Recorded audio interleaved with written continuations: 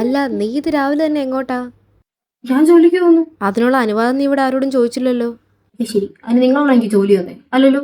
പിന്നെ ഞാൻ നിങ്ങളോട് പെർമിഷൻ ചോദിക്കണം. വീട്ടിലുള്ള മുതിർന്നവരോട് ചോദിച്ചിട്ടേ ഇവിടെയുള്ളവർ എങ്ങോട്ടേലും പോവാറുള്ളൂ. അങ്ങനെയാ കുടുംബത്തിൽ പറഞ്ഞവരൊക്കെ ചെയ്യാറ്.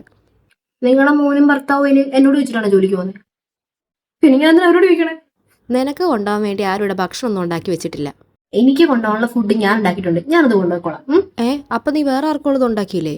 അത് ശരി, ഞാനല്ല നിങ്ങളുടെ വേലക്കാരി. നിങ്ങൾക്ക് 3 നേരം ഫുഡ് ഉണ്ടാക്കി തന്ന, ജോലിക്ക് പോയിട്ട് അതിന്റെ ശമ്പളം കൊടുത്തത് നിങ്ങളെ പൊന്നുപോലെ നോക്കാനായിട്ട് അല്ലേ? എന്ത് വേഷം അത്! ആൾക്കാർ കണ്ട എന്ത് പറയും? ഇതിനെന്തോ പ്രശ്നം? കല്യാണം കഴിഞ്ഞ പെൺകുട്ടികൾ സാരിയോ അഥവാ ചുരിദാറോ ഒക്കെ ഇടണം. അതാണ് അതിൻ്റെ ഒരു ഭംഗിയും ഐശ്വര്യവും ഒക്കെ. അങ്ങനെയാ വേണ്ടത്. അല്ല, നിങ്ങളുടെ മോൻ കല്യാണത്തിന് മുന്നിട്ട് ഷർട്ടും പാൻസും ടീഷർട്ടൊക്കെ തന്നെയല്ലേ ഇപ്പോഴും ഇടുന്നത്? പിന്നെ ഞാൻ മാത്രം എന്തിനു സാരിയും ചുരിദാറൊക്കെ ഇട്ട് നടക്കണം?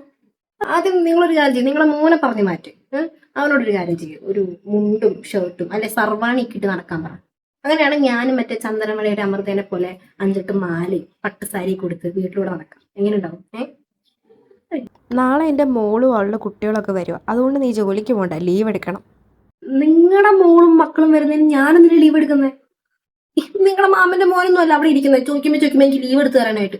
പിന്നെ ആവശ്യത്തിന് ലീവ് എടുക്കാൻ പറ്റില്ല. അപ്പോഴാണ് എടാ മോനെ, പ്രീതി മോള് ചിക്കനും മട്ടനും ബീഫ് ഉലത്തിയതൊക്കെ വേണമെന്ന് പറഞ്ഞിട്ടുണ്ട്. നീ അവള് വരുമ്പോഴത്തേക്കും വേഗം പോയി വാങ്ങിയിട്ട് വന്നേതൊക്കെ. നിങ്ങളുടെ മോളും മക്കളൊന്നും അവിടെ പട്ടിണി വല്ലതും കിടക്കുമായിരുന്നു? അല്ല, ഇവിടെ വരുമ്പോഴത്തേക്കും ചിക്കനും മട്ടനും ബീഫും ഒലത്തിയതും മരത്തതും എല്ലാം കൂടെ അങ്ങോട്ട് തള്ളിക്കയറ്റാനായിട്ട് അല്ലല്ലോ. പുള്ളിക്കാരുടെ ഭർത്താവും വീട്ടുകാരൊന്നും തിന്നാനൊന്നും കൊടുക്കുന്നില്ലേ? മോശം മോശം. ഇത്രയും വൃത്തിയായിട്ട് കുടുംബത്തിലേക്കാണ് നിങ്ങൾ മോളെ കെട്ടിച്ചു വിട്ടെ. എന്നിട്ടാണ് എന്റെ മോളുടെ വീട്ടിൽ തേങ്ങ മാങ്ങാന്നൊക്കെ പറഞ്ഞ് ഡയലോഗ് അടിക്കുന്നത്. കഷ്ടമല്ലേ? എടി സുമലതേ, ഇതാലേ നിന്റെ കയറ്റം പിടിച്ച മരുമോള്, കണ്ടാലും പറയും. ഹായ്, പേരെന്തായിരുന്നു? ജലജ. ഇതാണല്ലേ അമ്മ ഇടയ്ക്കിടയ്ക്ക് മറ്റേ പരദൂഷണം പറയാൻ വിളിക്കുന്ന ജലജമ്മായി. ജലജമ്മയ്ക്ക് ഒരു കാര്യം അറിയാം. ജലജമ്മായി വിളിച്ച് ഫോൺ വെച്ചാൽ അവിടെ തന്നെ മറ്റേ രമാമ്മായി ഇല്ലേ, രമാമ്മായിനെ വിളിച്ചിട്ട് ജലജമ്മയുടെ കുറ്റം അമ്മ അവിടെ പറഞ്ഞു കൊടുക്കുന്നുണ്ട്. അറിയത്തില്ലായിരുന്നല്ലേ? ഇപ്പൊ അറിഞ്ഞല്ലോ.